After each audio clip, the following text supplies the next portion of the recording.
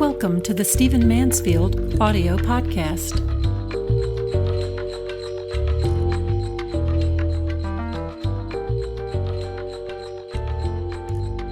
So we're about to launch into 2 months of really intense electioneering and campaigning and speeches as the two parties beat each other up in the race to the White House.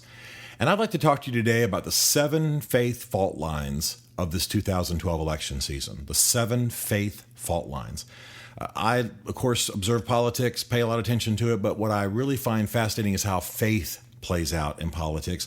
And aren't we all surprised we're living in a world, given what our professors told us, that is more faith-oriented, has more faith fault lines perhaps than, maybe not more than ever, but certainly far more than we expected to have. And there are some very decisive faith fault lines for you to keep an eye on in this coming election season. Let me list about 7 of them. The first is obviously Mr. Romney's Mormonism. And I want to say that I think that Mr. Romney, if he does not become more outspoken about his Mormonism, he will have been making a mistake. And the basic principle of politics is that you either define yourself or the other side will define you. Polls show Americans don't know much about Mormonism. Mormonism has gained acceptance in American society not by having its doctrines aired, but by the power of celebrity, quite frankly, and the effectiveness of many Mormons in leadership roles. And so Mr. Romney must bring that to the fore. He can spin it as a virtue. He can explain the positives of Mormonism. He can even go ahead and air the cult word if he wants to and say, yeah, I know my faith is often described as a cult, but you know, who in America is blah, blah, blah. He can just take off and make it, an American attitude to be tolerant of what he believes and take the whole thing away from the other side. So far, he hasn't been wanting to do it, but it will happen one way or the other. So the first faith fault line is Mitt Romney's Mormonism. The second faith fault line is in the area of Catholicism. Once Mr. Romney appointed Mr. Ryan as his vice presidential nominee, as his running mate, he created a tension between Mr. Biden, who is a very left-leaning Roman Catholic, and Mr. Ryan, who's a very conservative Roman Catholic. Now, they're just the opposite on social teaching. I think I've said before that Mr. Biden is closer to the Roman Catholic view of social teaching. Mr. Ryan is not as close because of the nature of Roman Catholic social teaching, which maintains that the state can tend poverty and do a lot of things that the sort of libertarian-oriented Republican Party does not do or not advocate. But the bottom line is that 1 in 4 Americans, think about this, 1 in 4 Americans are Roman Catholic.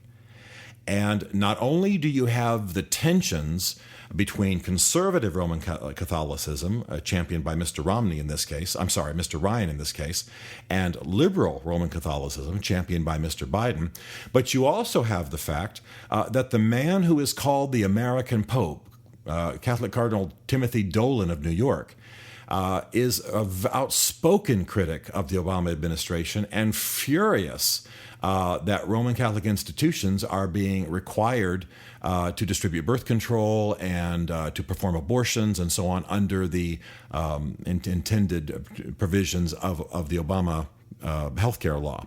So there are tremendous tensions that have been mounting for a while. There's been tremendous tension between the Roman Catholic Church and the Obama administration already. Well, now you have Mr. Ryan, who's going to be articulating the opposite view. That ticket will become an advocate. It will become outspoken in favor of the traditional view of Roman Catholic teaching on the issues of gays, on the issues of abortion. And then, of course, you're going to have Cardinal Dolan, who is a really interesting guy. I've been in the room with him. He's about 350 pounds. He's a big beer drinker, a big backslapper. If he didn't have his robes on, his vestments on, you would think he was just a big old beer guzzling guy at a baseball game, at a Mets game or something. But he is a very smart man, very well educated, and he is lit up about what the U.S. government intends to require of the Roman Catholic Church.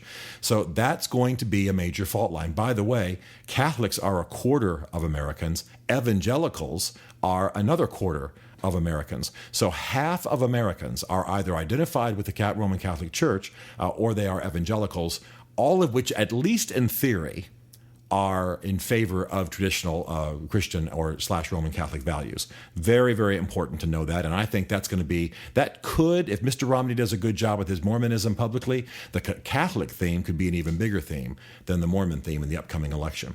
The third fault line is certainly going to be one that we know very well, and it's all around Mr. Obama's faith and the fact that he has been the champion of the religious left. He's undergone a bit of religious change while he's been in office. He's still championing the politics and the public policy approaches of the religious left.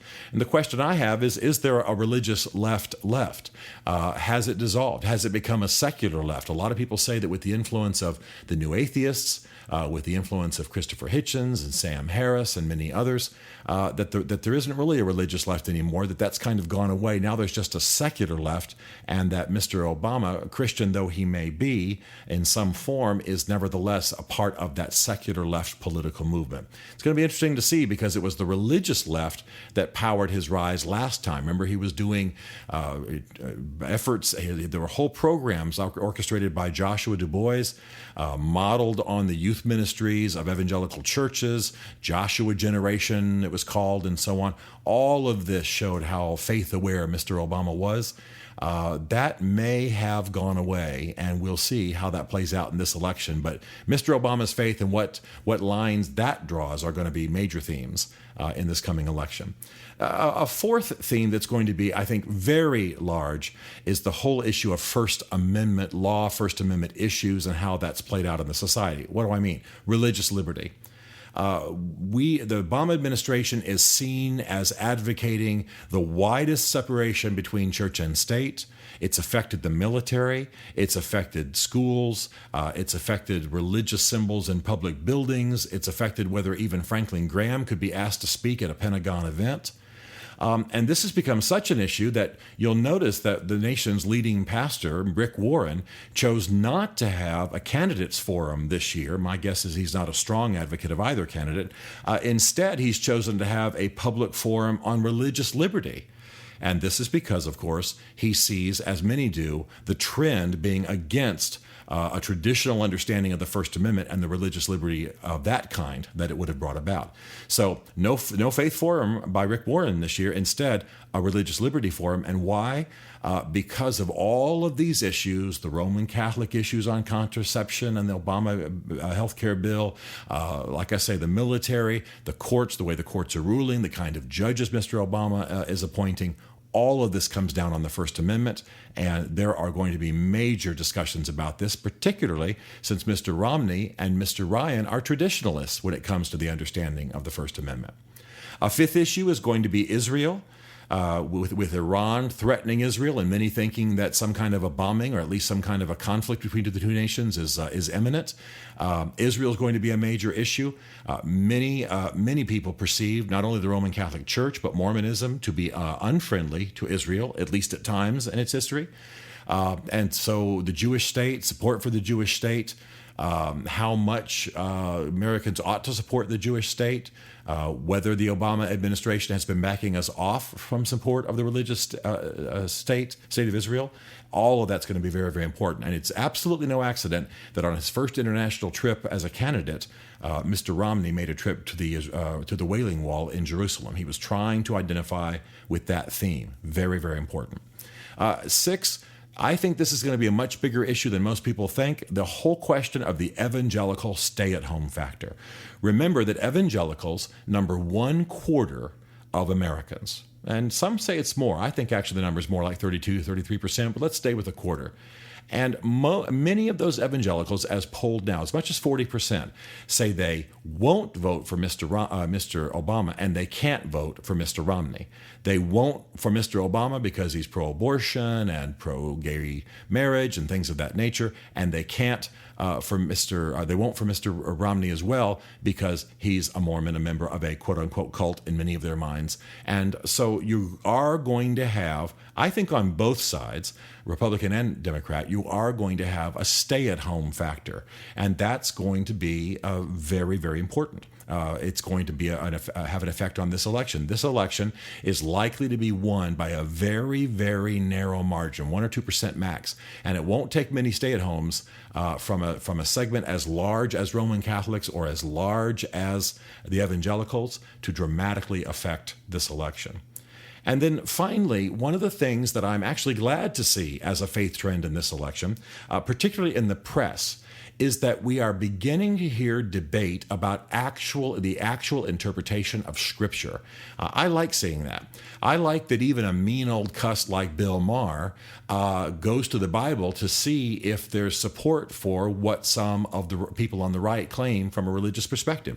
I like the fact that I turn on Rachel Maddow or Sean Hannity, and there are actual discussions happening about texts, about what the Old Testament teaches, about what the New Testament teaches, about what is the counsel of the Bible. Is there a consensus about religious ethics? Does the Bible in fact decry homosexuality, etc., etc., etc.? Can't tell you how many of these actual biblical debates I'm hearing and watching on television, and I think that's an unbelievably positive trend. So watch for those fault lines. Watch for Scripture to be whipped out at some level in an actual, hopefully substantive debate about how the Bible is to be applied.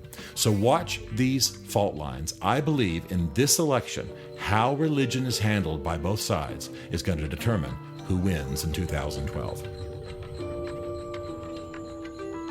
Stephen Mansfield is a New York Times best-selling author, a popular speaker, a frequent faith and culture commentator on Fox and CNN, and a blogger for a number of leading online news services. His groundbreaking books on faith and American society include The Faith of George W. Bush, The Faith of Barack Obama, The Mormonizing of America, and the soon-to-be-released Lincoln's Battle with God. You can learn more about Stephen at www.mansfieldgroup.com and connect with him on Facebook and on Twitter under the name Mansfield Writes.